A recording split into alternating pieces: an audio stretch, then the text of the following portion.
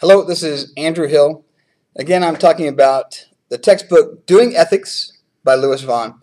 And I'm talking about Chapter 1, Ethics in the Examined Life. I want to come back to page 7. There's a small quick review box there. I talked about some of the key concepts at the beginning of the chapter. And there's two last things I want to talk about. Instrumental value versus intrinsic value. And they're important concepts for us, especially where we're going to go with this particular class as a peace and conflict studies course. But for today, this is a simple piece about instrumental value versus intrinsically valuable. And an instrument is really just like this marker. It's valuable to me because it allows me to do something else. The definition we have is that it's a means to something else, like this marker allows me to write on the board behind me. Like a hammer allows me to hammer a nail into the wall so I can hang up a picture. It's an instrument, and that's its value to me. It's a means to something else. But of course, if I don't have this particular marker, I don't care. I'll get another marker. They're kind of interchangeable to me because as long as they do what I want them to do, that's what the value is. That's a little bit different than the intrinsically valuable, which is something valuable in itself or for its own sake.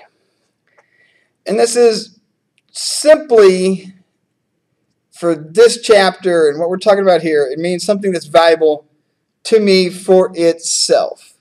Like I have my great-grandfather's pocket watch, and that has personal value to me. It's kind of a family heirloom.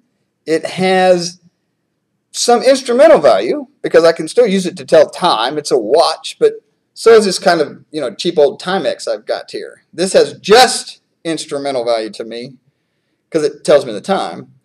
But my great-grandfather's watch, that has intrinsic value. To me, it's one of a kind. It's that family heirloom, that special gift that has lots of meaning that I've attached to it, which makes it not interchangeable like a marker, but rather special and unique. It's the thing itself that's valuable to me.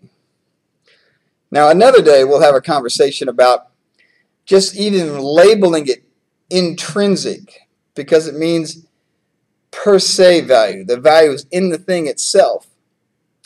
Well, of course, what they're trying to say for the purposes of this chapter is just that it's not an instrument for doing something else. It's the thing itself. But still valuable to me because the source of that value is always going to be the human being that's making the meaning and attaching the value to that object. And we see that even with my great-grandfather's watch, which is that if I passed away and all of my objects, all of my possessions were put out in some estate sale and people were walking around my yard looking at, the old table and the old painting and some old clothes or whatever else, and they'd see a box of jewelry, and they walked up to it. They wouldn't know any of that history. It wouldn't have the same meaning to them. Now, it might have some instrumental value as a watch. It might have some monetary value. It's made out of gold. But it wouldn't have the same value to them in terms of its intrinsic value that it had to me. So again, remember that the value is always in the person, in the human being that's making that meaning and attaching it to the object. Which is an interesting piece because in our book, when they list the 4 examples of intrinsic value, they kind of switch to immaterial things. I mean, the examples they gave in the book are gasoline, which allows you, it has instrumental value because it allows your car to go down the road. And they list a pen because it allows you to write a letter. But then when they go to examples of intrinsically valuable, they give this list: happiness, pleasure, virtue, and beauty. All immaterial things. And they kind of get us going down this path of, well, are those things valuable in themselves as opposed to valuable to human beings? Which is another interesting kind of philosophical question we'll have to come back to later.